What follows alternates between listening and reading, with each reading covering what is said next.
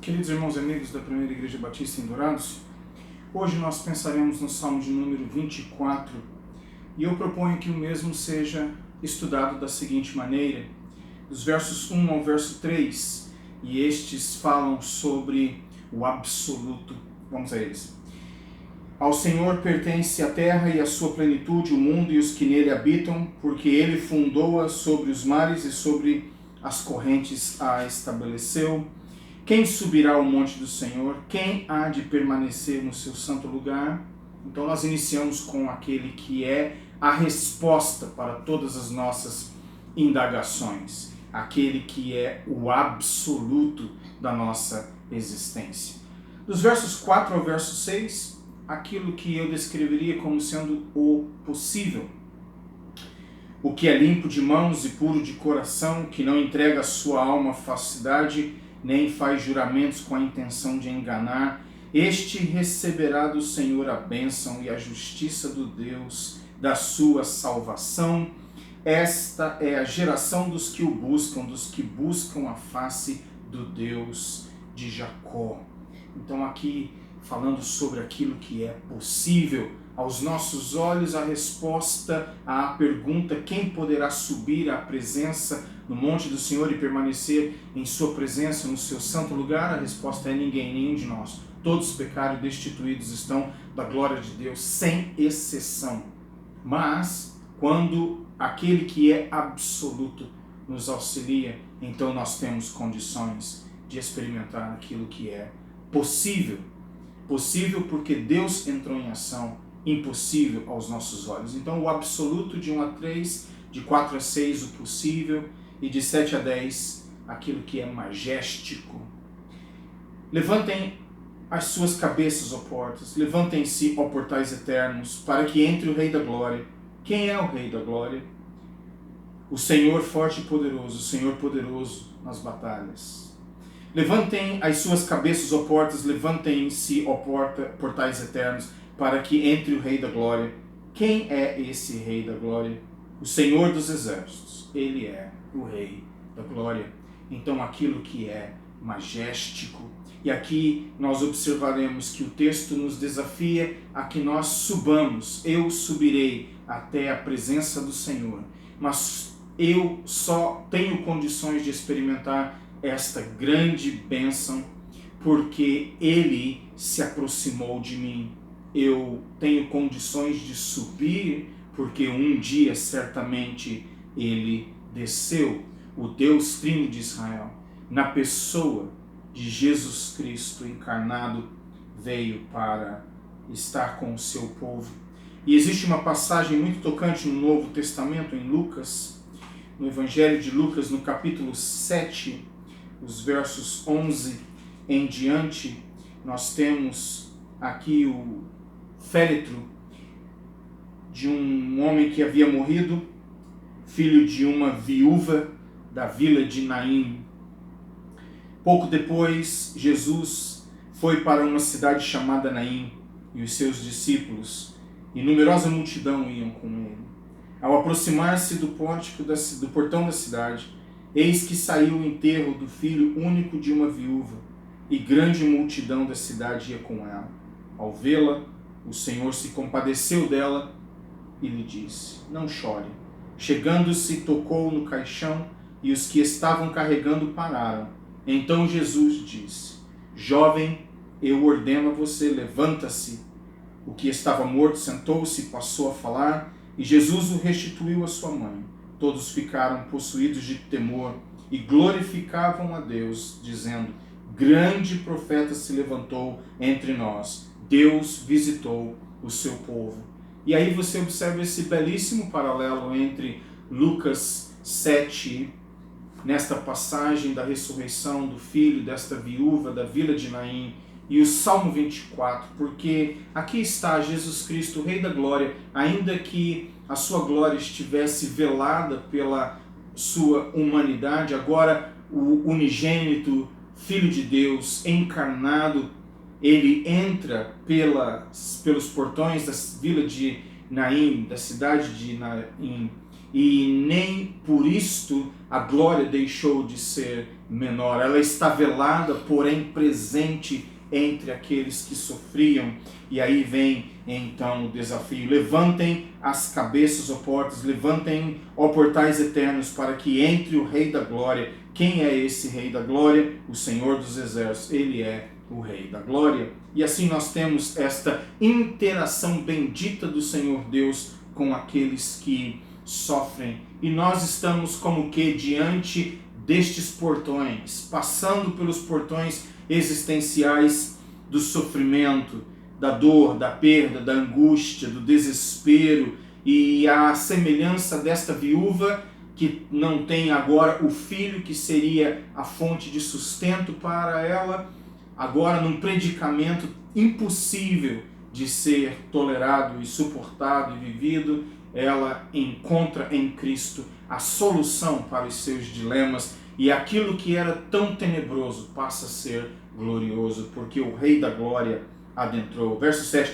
levantem-se, levantem as suas cabeças, ó portas, levantem, ó portais eternos, para que entre o Rei da Glória. E quão maravilhoso é quando Jesus, o texto diz, sentiu compaixão dela. E quão maravilhoso é nos relacionarmos com uma pessoa criadora com quem eu tenho condições de interagir, como disse, de me relacionar, de comungar. Uma coisa é você crer que uma força criou todas as coisas, mas esta força é impessoal, ela é indiferente, ela não se relaciona. Outra coisa completamente diferente é acreditar numa força criadora que é pessoal, que é relacional. E quão maravilhoso é poder chamá-lo Pai e através do nome de Cristo invocá-lo e com o auxílio do Santo Espírito alcançarmos a sua presença.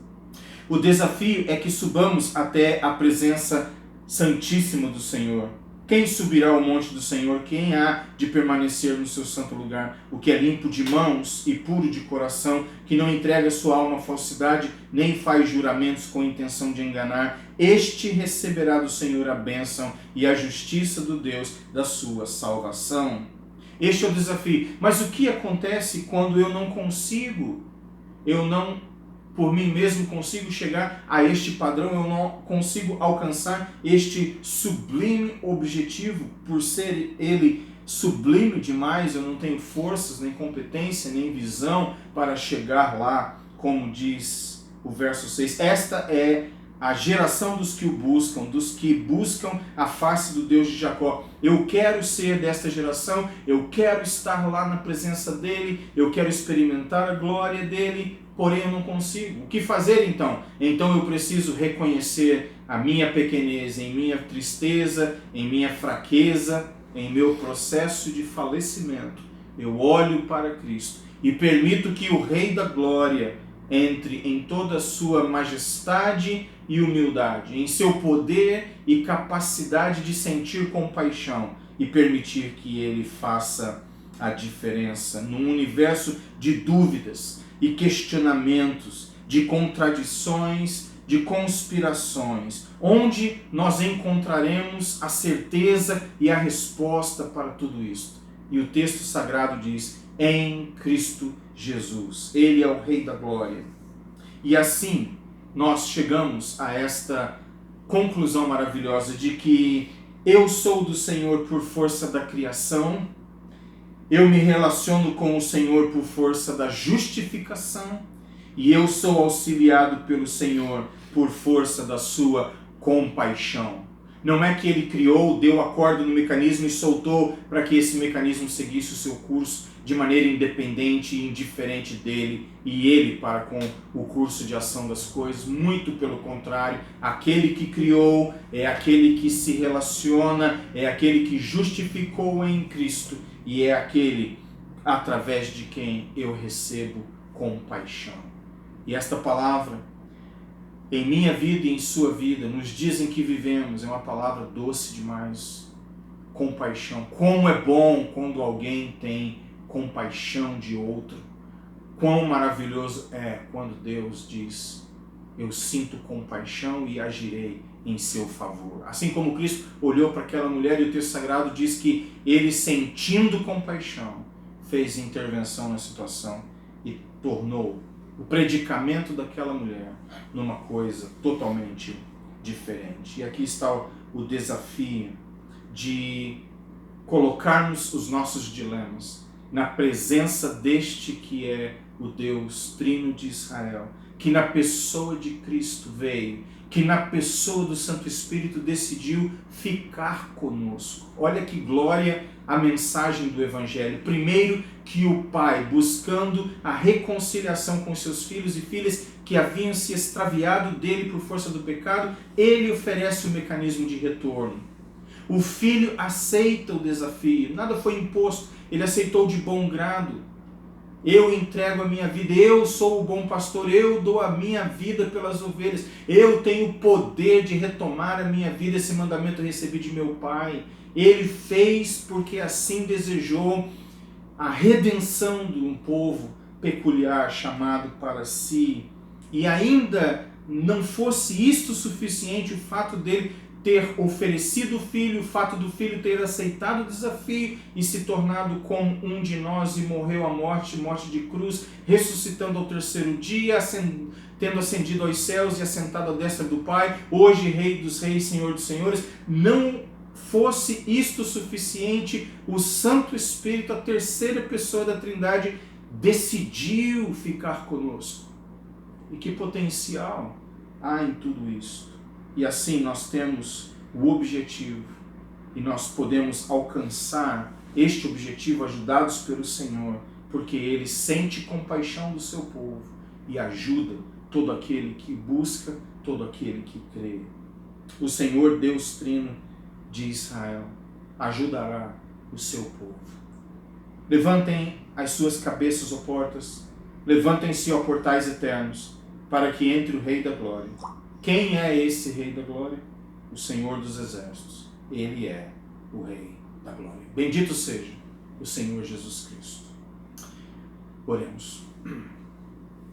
Senhor, nosso Deus e Pai, nós te agradecemos porque um dia Jesus Cristo sentiu compaixão daquela mulher, assim como tem sentido compaixão de muitas outras e de muitos outros ao longo da história, em muitos lugares, através dos tempos, em meio a muitas circunstâncias, umas físicas, outras emocionais, outras espirituais e outras circunstâncias nas quais nos encontramos que envolvem tudo isto. E Jesus Cristo faz a diferença hoje, como fez ontem.